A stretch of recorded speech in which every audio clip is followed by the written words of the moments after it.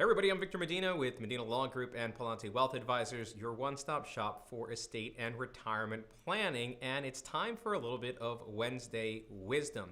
The date of this recording, it is the day after the Georgia Senate runoff, and it looks like the Democrats have claimed both of those Senate seats, which gives Democrats control of each of the White House, House of Representatives, and the Senate. So a lot of power for the next 2 years.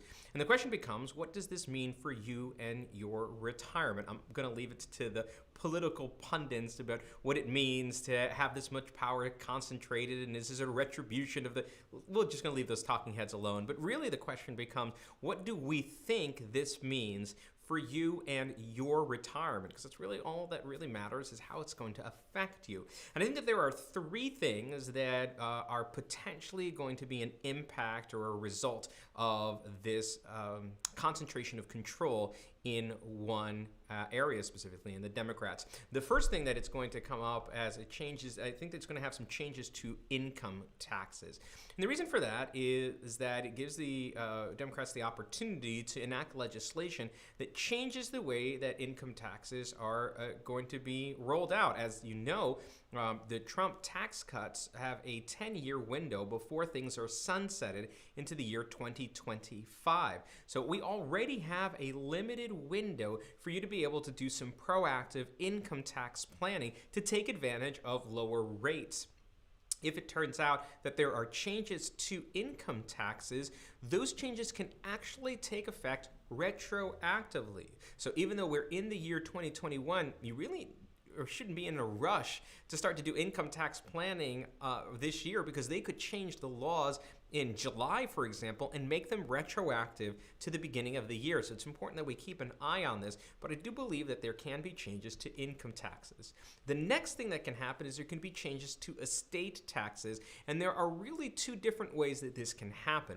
The first is that in the Biden plan, which is what Joe Biden put on his website, there was a proposal to lower the estate tax threshold from the nearly $11 million it is per person now down to $3.5 million per person, which really means that even if you're a married couple, you have to do some planning if your estate is going to grow over $3.5 million by the time that you die. The second way that this might come about is that there is a proposal to eliminate the step up in basis at death. And that is a very powerful planning tool. I'm going to put it in the group of estate taxes because it's something that happens when you pass away, but it's probably also something that you ought to consider as your income tax planning as well.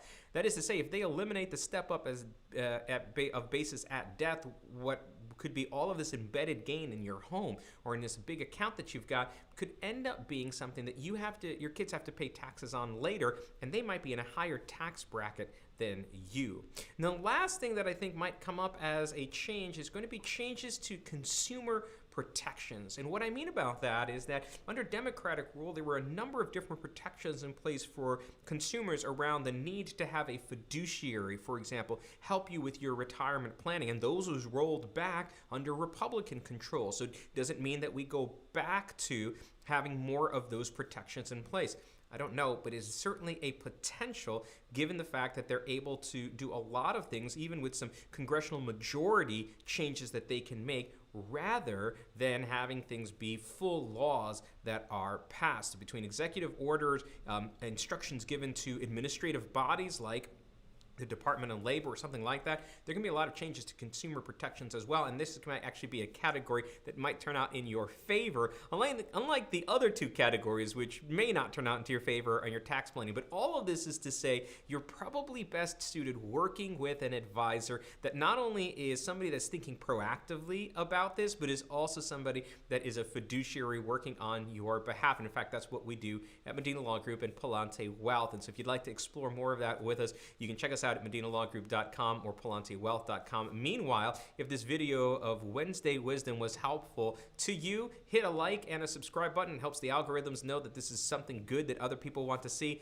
And you can also hit the share button and send it to a friend. I think we're probably first out with a video talking about the potential impact of having both of the Senate races turn blue in Georgia and what potential effect it can have.